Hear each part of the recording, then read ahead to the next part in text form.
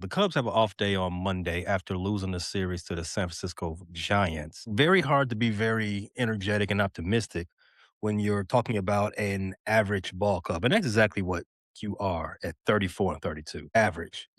A lot of people could be average and you could be happy about it. You can be optimistic about average. You can be enthralled with average. Team on the South Side.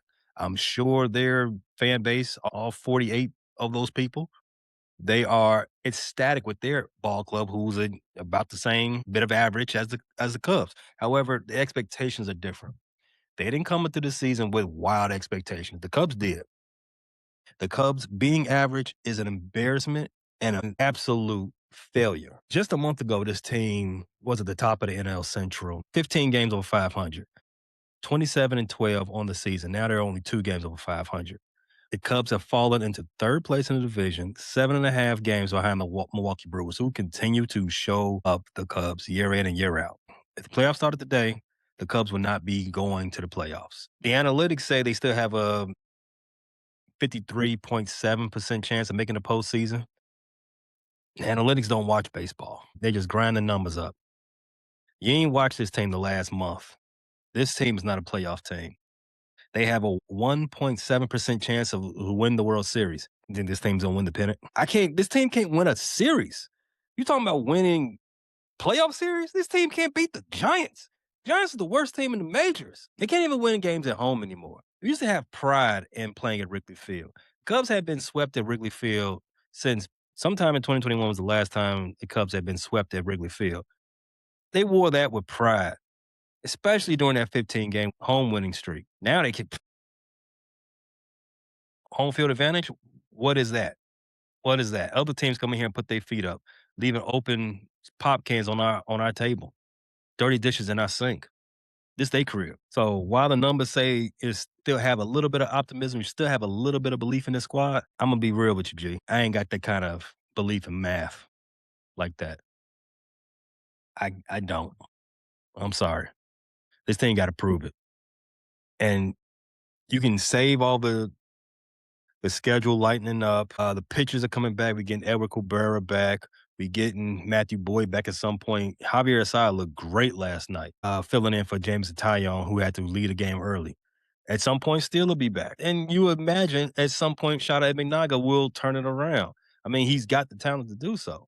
You can say all these things, but none of it matters. None of it matters. If you can't put runs on the board, you can't beat a team as bad as the Giants if you cannot score. If you cannot stop having bad base running errors, if you cannot stop hitting in the double plays, if you cannot stop popping out when you have a runner on third, things like that, you're just going to lose those games 10 out of 10 times. And guess what? Cubs have done all of those lately. In fact, the Cubs did all of that last night.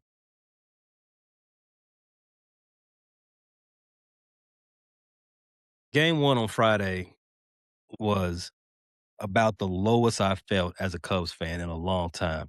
Cubs lost 18-3. Not the Bears. The Bears didn't lose 18-3. A baseball team lost 18-3. 15-run loss, which is, I mean, what goes without saying, worst loss all season. This was Cabrera's first game back after coming off the IL. He was awful. He looked terrible. And it takes a while to get back in your groove after coming off the IL. That's hitters and pitchers alike. But he only lasted 4 innings. Specifically, he couldn't get out of the fourth inning. He got taken out in the fourth. And he gave up 8 hits, 8 runs, 3 home runs. He left stuff hanging all over the strike zone. And the Giants punished him for it. I mean, they're still major league players, even though their team has not performed well this season. They're still major league players, but they actually ate when they was served up good pitches to hit. Cubs can learn a little thing about that. Matt Chapman hit a grand slam that game. Put the game out of reach early. Offense couldn't do anything. They only scored 3 runs on 5 hits. The game was mostly out of hand when all that happened either way. Saturday, lone bright spot of the weekend. Cubs won in extra innings, another walk-off, and won 3-2. This win sits squarely on the shoulders of the best player in Chicago. PCA, Pete Crow Armstrong. Even though Ben Brown was phenomenal in this game too. And those are the two best players for the Cubs. If it wasn't for them, we'll be talking about hot stove and CBA negotiations. If it wasn't for those two guys. Brown, he continued his streak of just being a dog. 5.1, 5 and a third innings of shutout baseball. Gave up just one hit, struck out five guys. The Cubs offense was dead most of this game. They fell behind 1-0 and then 2-1 after the Giants had a sacrifice fly at the top of the ninth of this game. But PCA jumped in that phone booth and put on his cape. He hit not one, but two solo home runs in this game. Big blast. In the bottom of the ninth to send the game to extra innings. In the 10th inning, Dansby Swanson was placed at second base as the ghost runner, and Michael Bush came to the plate and poked the ball right into right field to bring the winning run on. Giants right fielder Vector Barricado completely misplayed that ball, allowing Swanson to come around and score on the walk-off run. Cubs didn't hit well overall, as I said. They had 3 runs, and PCA hit 2 solo home runs for 2/3 of the scoring, but they got the clutch hits when it mattered, and that's what we like.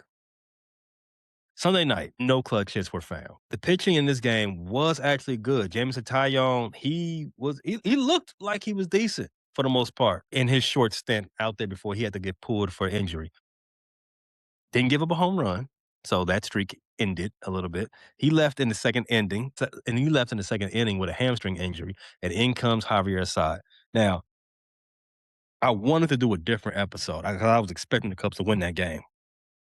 I wanted to say Javier Assad with the 2 biggest games for the Cubs this season. That first game in Tampa Bay, the day after Cade Horton was ruled out for the remainder of the season, and this is when the team was just a 500, win one, lose one, win one, lose one. He came in and pitched a great game that day. When the team could have fell apart right then and there, he saved what could have been the early part of that season. And then he came in and had this amazing performance in relief of James Taillon. He threw 6 and a third innings, 1 hit, shutout baseball. He was electric. He was sitting fools down through the strike zone. He wasn't making people chase. He was throwing it right through the box, and they couldn't hit it. The Cubs needed to win that game. They failed in not winning that game for Javier. And they've done it a lot this season. Sade Menangas had at least 3 great performances in which he couldn't win because the Cubs offense let him down or the defense let him down. And this was another one. Ben Brown's had some too. It's annoying to say the least that they can't tie these performances all together. You either got great pitch performance and the bats are ass. You either got the bats doing something, putting good swings on balls and putting runs up, and then the bullpen blows. It's annoying.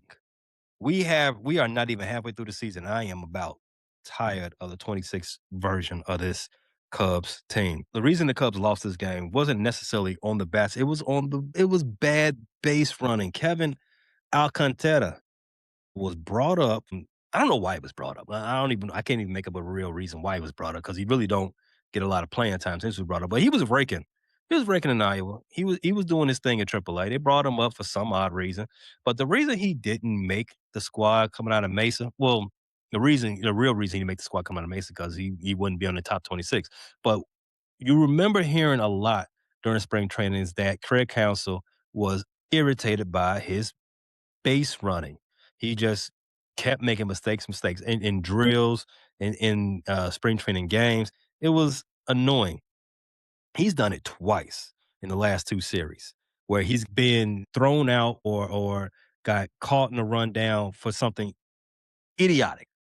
And Imma just say the word idiotic because these are things that you see in Little League. In this game, in the 8th inning, with a runner on third and less than 2 outs, Alex Bregman had lined out, and Kevin Alcantara, who was pitch running, he got doubled off to end the threat. Was he that far off third base?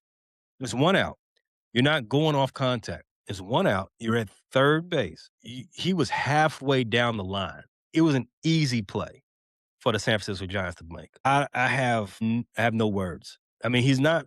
You don't really see him bat too much, so he's not like you're losing anything if you send the right back down to Iowa, because there is some remediation that needs to happen with his base running acumen, and it needs to happen like right now. That was an inexcusable loss for the Cubs. In the ninth inning, Pete Crow Armstrong had stole third base with one out and was representing the winning run. But Michael Bush and Alex Bregman popped out in the infield consecutively to end the game. I don't know. I don't know. In the 10th inning, Matt Chapman, I mean to end the Cubs scoring threat. And the Cubs had their opportunities this game. They had the bases loaded in the eighth, couldn't get anything across. You had that Alcantara issue. You had this PCA's on third base. You can't get them across. Michael Bush and Alex Bregman, two guys that you expect to be able to be RBI monsters, can't do anything. Matt Chapman in the 10th inning, he hit a dribbler through the infield for the game-winning RBI, and the Cubs did not do a damn thing in their bottom half of the 10th. Cue the L flag.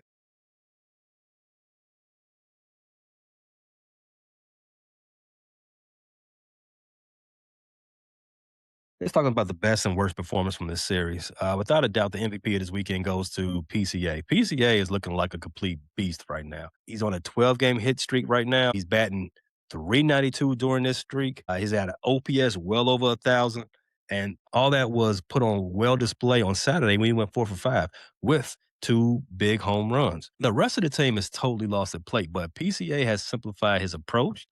He stopped missing pitches. His eye is really good right now, and he's carrying the offense. Not carrying it very far, but he is carrying it nonetheless. Honorable mentions for MVP of this series goes to Javier Assad for his spot duty in Game 3, where he was just unhittable. And Ben Brown also was great Saturday. But the worst of the series has to go to Alex Bregman, the the third baseman, the much heralded free agent acquisition this year has not panned out at all. He was very frustrating to watch this weekend, specifically on Sunday. The game on the line in the eighth inning, he hit into that double play that called Alcantara off of third. He hit into the double play. He did that. Alcantara shouldn't have made it a double play, but it is what it is. And in the ninth inning with PC on third and one out, all he needed to do was elevate the ball into the outfield. Instead, he popped out in the infield. A weak pop out. I think it barely left the infield grass. No player in baseball has left more men on base than Alex Bregman. Between him and Dansby Swanson, I don't know who is coming up weaker in clutch situations this season. They are rolling over on breaking balls and completely falling short in the cleanup spot. It is that's one thing. That is the biggest thing that has to change in this lineup. Alex Bregman has to earn his check. He's supposed to be the leader of that clubhouse, the vet guy, the guy with the rings. Don't care about how much you watch the iPad. Bro, put bat on ball. Please. Talked about Alcantara enough. He's currently on the roster primarily as a pitch runner because Craig ain't batting him too much, which is I don't know. I don't know what Craig's doing. But he showed his baseball instincts right now on the base pass is negative. Send him back to Iowa. Dansby Swanson, I mentioned him a little bit earlier. He was benched this weekend. His offense has been terrible. He's batting below 190. He's getting paid millions of dollars. I don't mean to keep bringing up people's paycheck, but he's getting paid a lot more than what he's provided. He has the lowest batting average against breaking pitches among all qualified hitters in the major leagues right now. Craig Counsell set him down, get him a mental reset. I don't know, does that mental reset also take in for pitch running? Because he did pitch run on Saturday's game. Why couldn't he should have been in there instead of Kevin Alcantara on Sunday. I want to get that loss to Craig too, because we all know Kevin Alcantara. I mean, it's been reported. We've seen it already enough in the last 6 games. Dansby Swanson, he can't hit, but he can sure run the bases. He should have been in Kevin Alcantara's spot in that ninth inning. He wouldn't have got doubled off. I don't know if the Cubs win, but he wouldn't have got doubled off. When the Cubs got into this part of their schedule in June, had the A's, had the Giants coming up, and I said in those 15 games, the Cubs need to win a minimum of 9. It'd be best if they win 10 to 11, 9-6 or 11-4. Cubs have already lost 4 games so far during this stretch. You just that simple math tells you like that. This is not going to get better anytime soon. Because do you have really how much faith do you have that they're going to sweep the Rockies? How much faith do you have they're going to pull out at least 2 sweeps during the next 9 games? Don't have much faith in that. They got 3 games against the Colorado Rockies on June 9th through the 11th, and after that, they go back to the West Coast to play the Giants again and play the Colorado Rockies one more time in their building. And I again, e the next 3 series, you got the Rockies for 6 games, you got the Giants again for 3. The Giants didn't really outplay the Cubs too much. They just took advantage of bad pitching, which they did on Friday. And they Matt Chapman, he was really the one. The Giants pitching wasn't really that great. The Cubs just can't hit shit. And with that being said, it's hard to see any way out of this for the Cubs. Let me be perfectly clear though. This upcoming series in Denver, this upcoming 6 games for the Cubs against the Colorado Rockies, gotta have it. You gotta win 5 of those at least, minimum. That's a sweep. And then you gotta take 2 or 3 from the Giants. The Rockies have the absolute worst pitching in all of baseball, and Coors Field should help the Cubs bats at least start feeling a little better because you know that is a hitter's ballpark. Big outfield made for hitting. Tuesday, the Cubs are running Colin Ray out there to take them out against Sagano for the Rockies. On Wednesday, shout out McNaga would take the bump against Michael Lorenzen. And on Thursday, to end the homestand, you have Edwin Cabrera again. Hopefully, he can redeem himself, and he's facing Ryan Feltner. The pitching staff, Jameson Taillon, Craig Counsell did say Jameson Taillon is likely headed to the injured list, but I'm assuming Matt Shaw was activated, and Matthew Boyd should be back soon to help the rotation. But at the end of the day, it's not the pitching that's making the Cubs lose. Javier Assad, Ben Brown has been great. Javier Assad, he's been great when necessary. Shohei Minaga, while he's bad right now, he's been great in other points of the season. This is the offense. The offense is holding this team down. The ball's in their court. You got all that altitude in Denver. You got Texas Giants playing a great hitter's ballpark as well. It is time for you to make hay. It's now or never. If you don't come out of this stretch heading into the series on Father's Day weekend against the Toronto Blue Jays with some wins underneath your belt, pack this season up. Fly to W.